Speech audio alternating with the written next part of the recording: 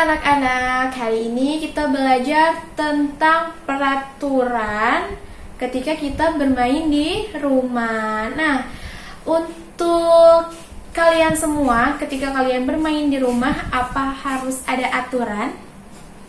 Ada atau tidak? Nah, di sini Miss Dina akan kasih tahu mengenai beberapa aturan yang harus kalian jalankan atau yang harus kalian pakai ketika ada teman atau saudara kalian yang bermain di rumah bersama dengan kalian. Nah, anak-anak, menurut kalian kenapa sih Miss Dina kita kan mainnya di rumah, masa perlu aturan?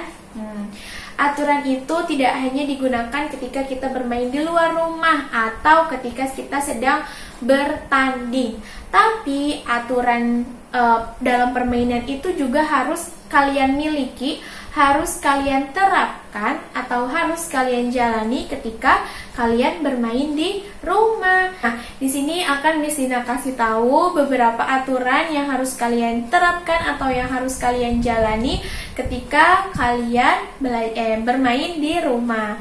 Salah satunya itu adalah bermain dengan tidak merusak barang atau bermain sesuai dengan jam yang sudah ditentukan.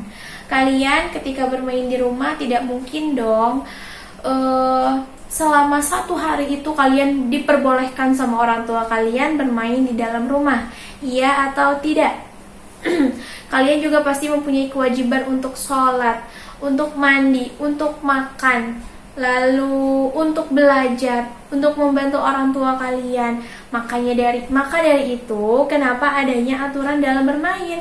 Supaya kita bisa menaati atau supaya kita bisa mengatur waktu kita ketika kita bermain dan ketika kita sholat serta melakukan kewajiban-kewajiban kita yang lain, seperti itu.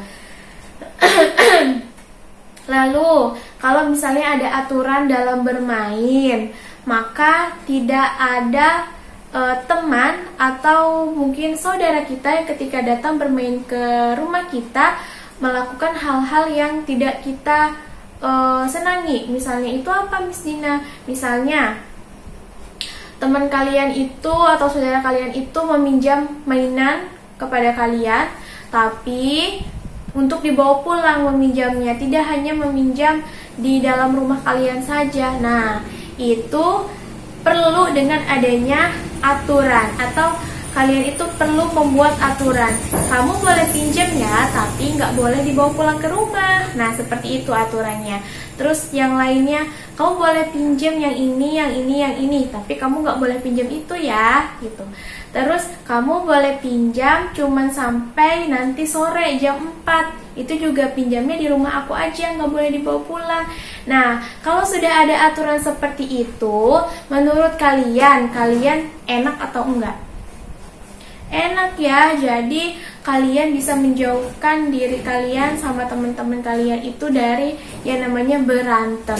Kadang kalau misalnya ada yang bermain datang ke rumah tanpa kalian kasih tahu aturan bermain di rumah kalian, nanti mungkin tidak menutup kemungkinan ada hal-hal yang membuat kalian berantem.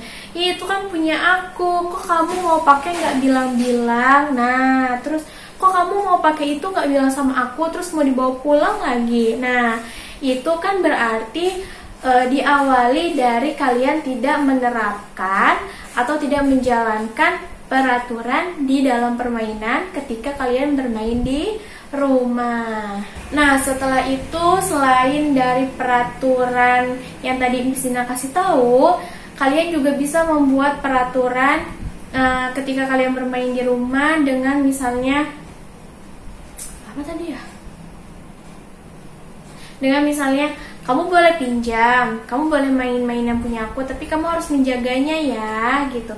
Jaga dia supaya tidak kotor, tidak sampai rusak, seperti itu. Terus kalau misalnya dengan adanya peraturan, kalian juga bisa bilang sama teman kalian atau sama saudara kalian yang ikut main di rumah, nanti kalau sudah selesai, kita harus beresin sama-sama ya, kita harus beresin bareng-bareng ya.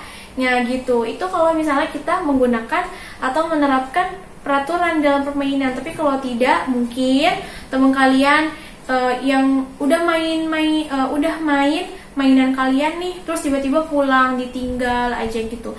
Itu kan namanya tidak bertanggung jawab ya. Berarti dia tidak menghargai kalian yang memiliki mainan. Tapi itu juga dikarenakan kalian tidak menerapkan aturan di dalam permainan. Tapi lain halnya kalau misalnya kalian menerapkan peraturan di dalam permainan, pasti teman-teman kalian gak langsung main pulang aja.